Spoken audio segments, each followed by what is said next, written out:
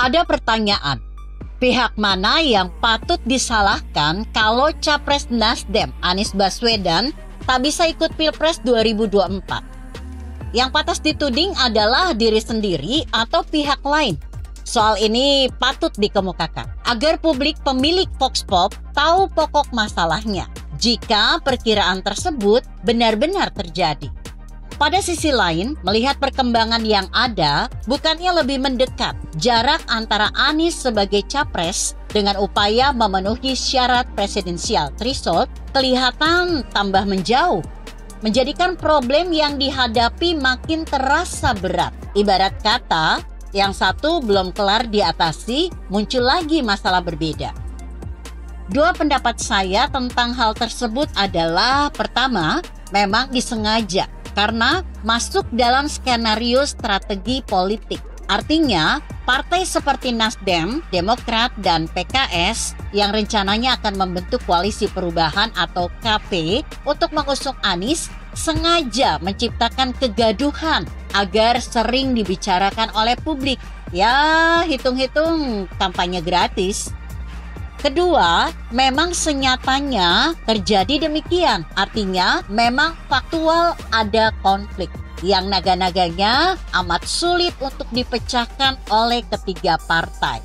Untuk yang pertama, tak perlu kita perpanjang. Saya rasa ini sah-sah saja. Sudah biasa itu terjadi di dunia politik. Bahkan bagus malah. Namun terhadap yang kedua, menarik untuk dibicarakan lebih jauh. Lagi-lagi saya harus menyinggung soal cawapres, calon pendamping Anies, sebagai masalah krusial yang hingga kini tetap menggelayut di KP. Demokrat ingin ketumnya AHY yang jadi. PKS tetap kukuh mendorong Ahmad Heriawan. Tapi Nasdem kelihatan tak minat pada keduanya. Bahkan terkesan juga ingin menyodorkan nama cawapres sendiri.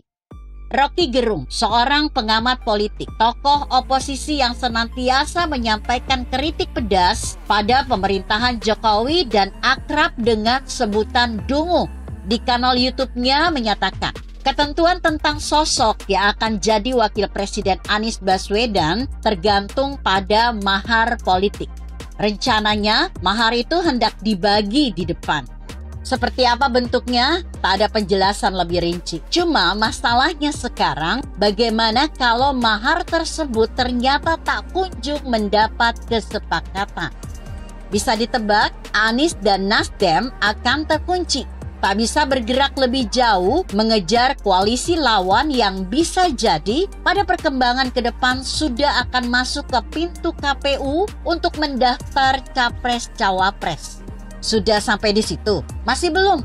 Nasdem ternyata bikin ulah kembali. Tak cukup yang kemarin-kemarin dengan hanya minta cawapres diputuskan bertiga. Kini, partai milik Surya Paloh itu kasih syarat tambahan buat Demokrat dan PKS.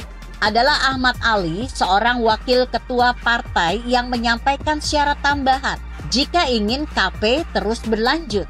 Disarikan dari Tempo.co 21 Januari 2023. Ali minta agar Demokrat dan PKS bersikap lebih tegas dan tanpa kompensasi.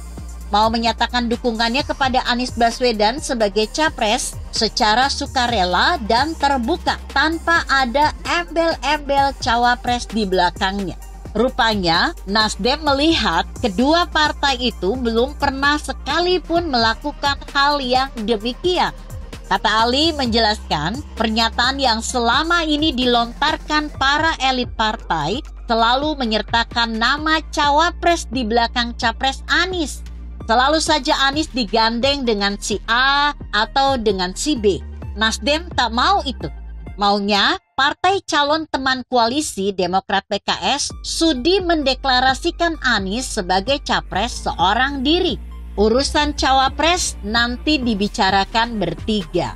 Permintaan Nasdem yang demikian jelas merupakan masalah tambahan yang akan menjadi penggiring problem mahar sebagaimana kata Rocky Gerung di atas. Buat KP jadi makin berat bukan? Itulah akibatnya sengaja menciptakan posisi adu kuat.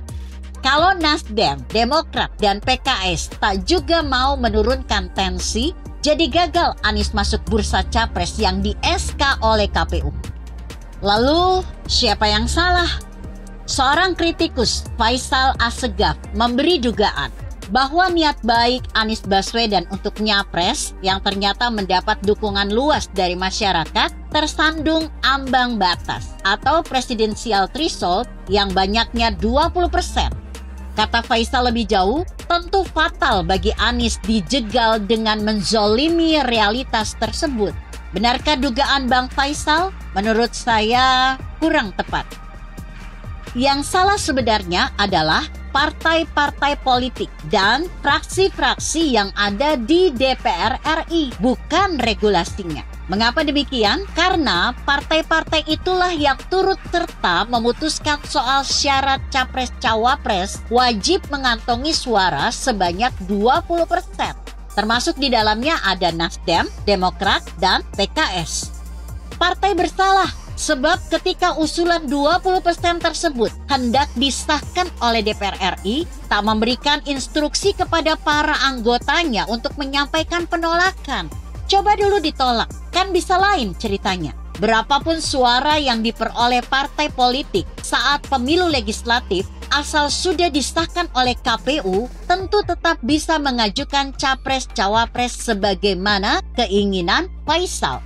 Fraksi-fraksi yang merupakan wadah berkumpulnya para anggota dewan juga bersalah, telah turut serta memperlancar lolosnya syarat presidensial threshold. Kalaupun dulu partai politik sebagai induk organisasi kasih instruksi menerima syarat 20%, mengapa fraksi tak membangkang? Bukankah yang punya kewenangan memberi suara di DPR RI adalah fraksi, bukan partai politik? Lepas dari soal kalah voting, mengapa hal tersebut tak dilakukan? Anies Baswedan tak bisa melanjutkan proses sebagai capres hingga pada tahap pemilihan di 2024 nanti bukan salah siapa-siapa. Tidak karena 20%, tidak karena sebab 20%, apalagi karena ada intervensi, misalnya oleh orang-orang istana. Janganlah dibiasakan menyalahkan pihak lain. Dan sebaiknya introspeksi pada diri sendiri. Anies tak bisa nyapres murni karena kelalaian Nasdem, Demokrat, dan PKS yang ngotot tak mau kata sepakat. Begitu kira-kira. Artikel ini ditulis Sabidi Mutiullah yang disadur dari Kompasiana.com dengan judul Siapa yang salah jika Anies tak jadi nyapres? Bagaimana menurut Anda? Jika Anda berpendapat lain, tuliskan komentar Anda di bawah ini. Saya Emma, Karisma 90.